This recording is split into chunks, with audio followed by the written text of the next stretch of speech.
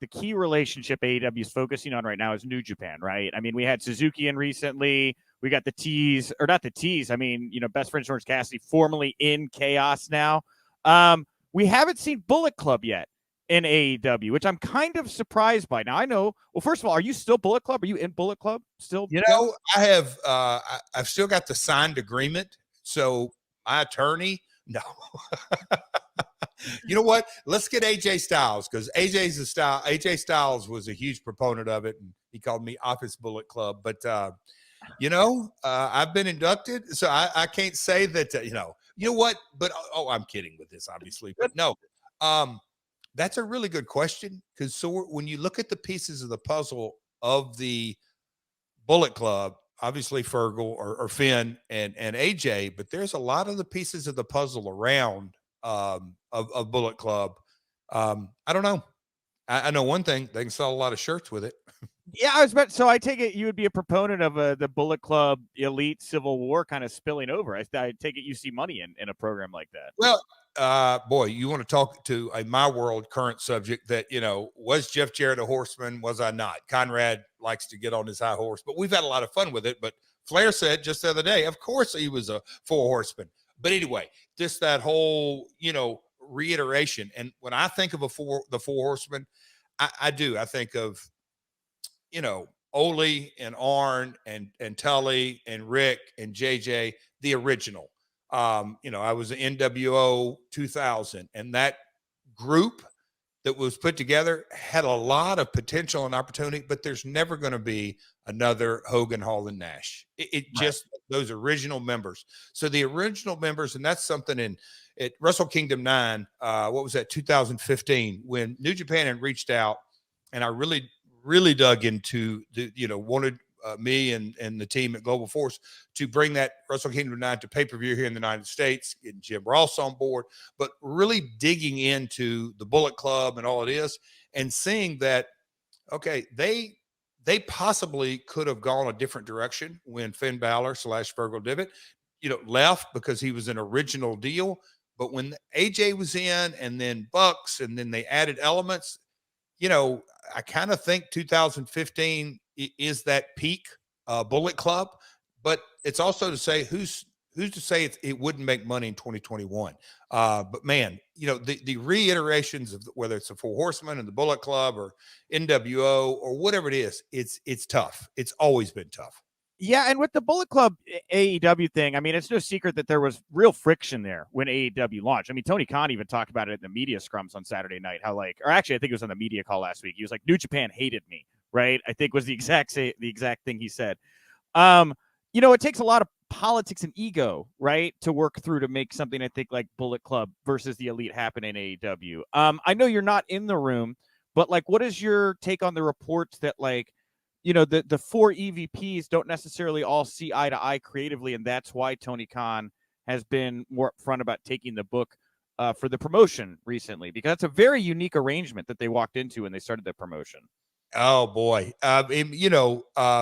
hats off to, so that'd be all 5 of them, the 4 EVPs and Tony.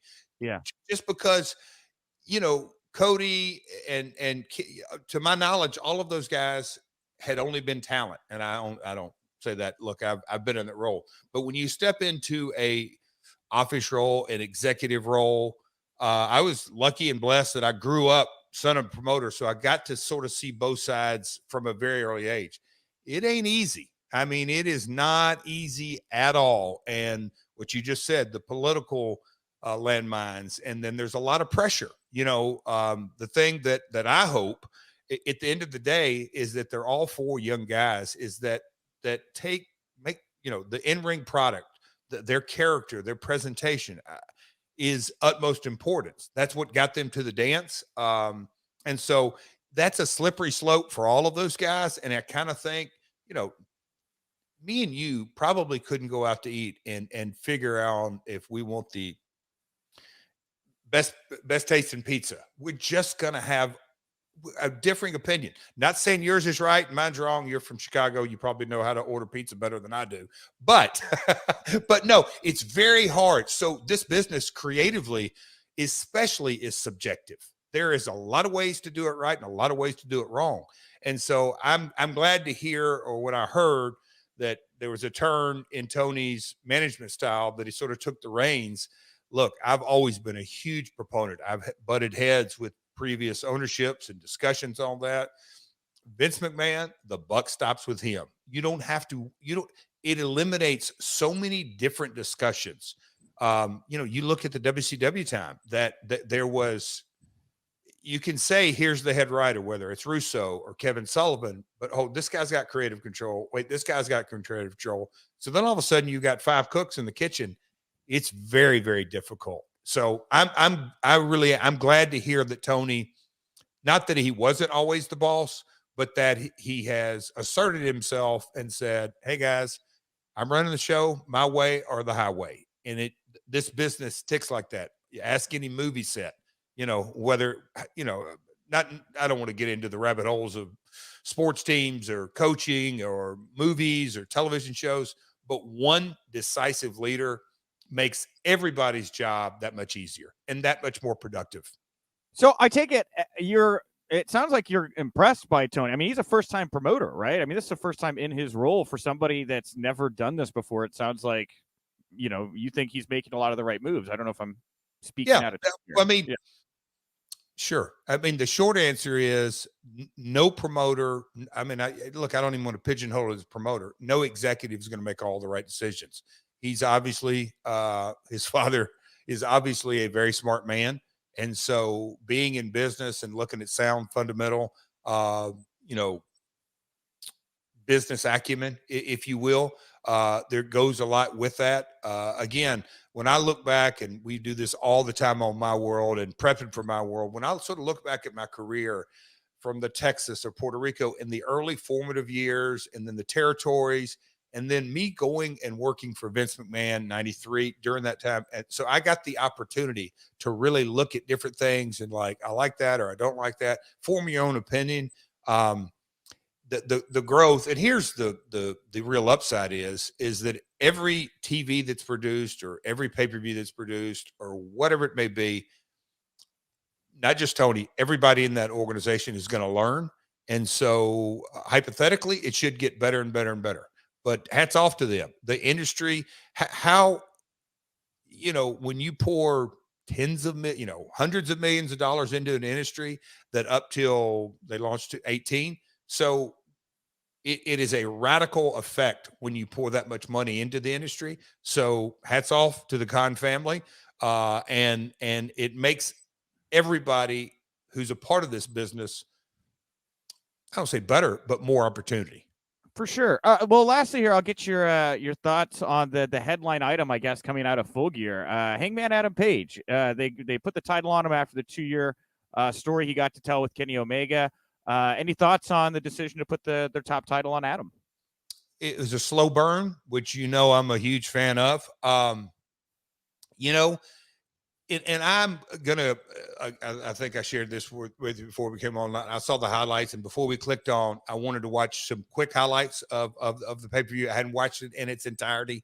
The one thing, and I can't put my finger on it, that coming out of the pay-per-view is Hangman. Is that the top headline? I hope so.